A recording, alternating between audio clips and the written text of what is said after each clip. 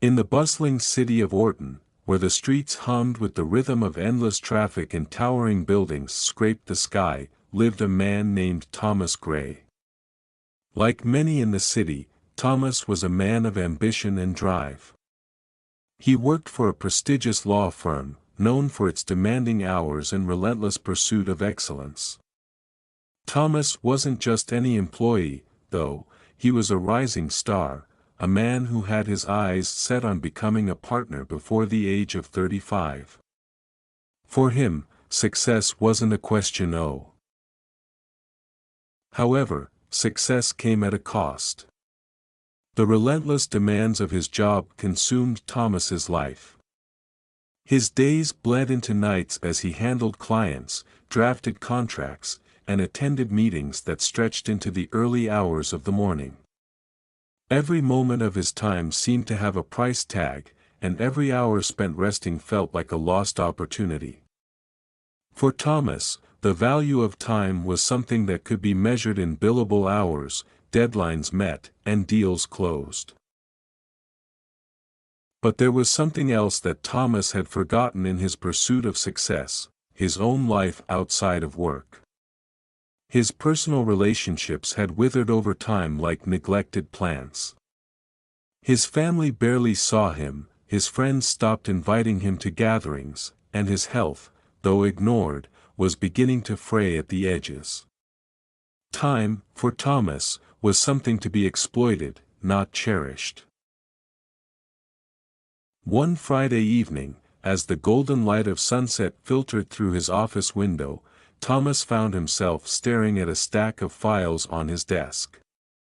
He had been working for 14 hours straight, and the exhaustion in his bones was becoming hard to ignore. His phone buzzed with a message from his mother. "Hey, Thomas. We're having dinner tonight at your sister's house. We'd love for you to join us. It's been a while." Thomas sighed. He hadn't seen his family in months, but the thought of spending even a few hours away from his work felt like a betrayal of his ambitions.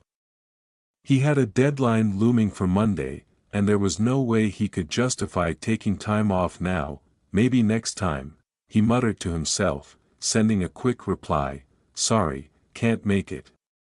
Work's crazy right now. I'll visit soon."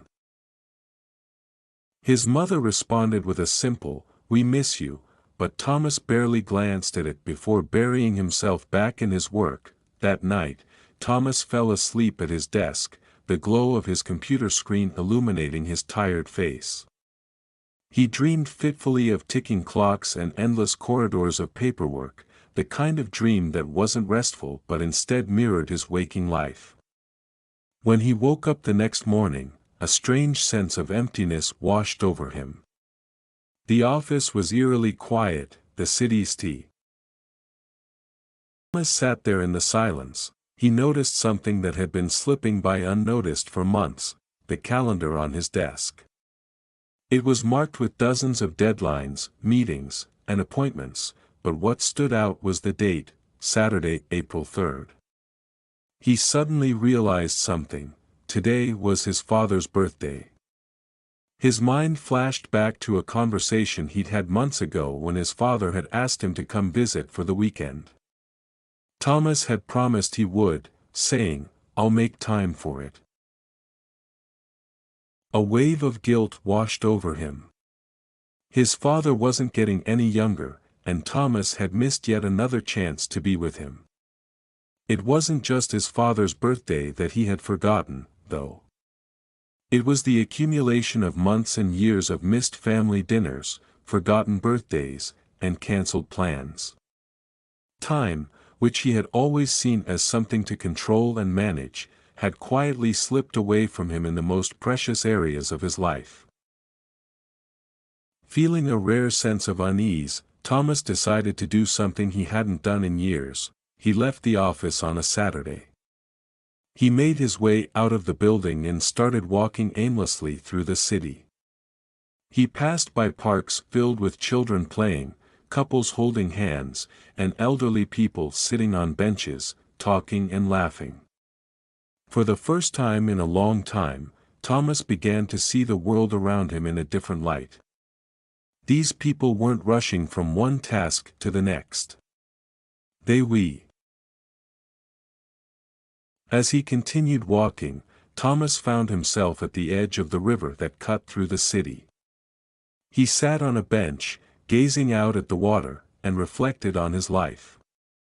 He had always believed that hard work was the key to success, and in many ways, it was. But he had also come to believe that time was only valuable if it was being used to further his career.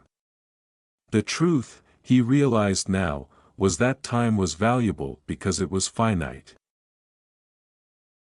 In that moment of reflection, Thomas thought about his parents, his sister, and his old friends. He had always assumed that they would understand why he couldn't be there for them. He had told himself that they would still be there when he finally reached the top of the ladder. But now, sitting by the river with nothing but his thoughts, Thomas realized that time didn't wait. The moments he had missed couldn't be regained, no matter how successful he became. That evening, for the first time in a long time, Thomas didn't go back to the office. Instead, he drove out to his sister's house. When he arrived, he was greeted with surprise and warmth. His father's face lit up when he saw Thomas, and his mother gave him a tight hug.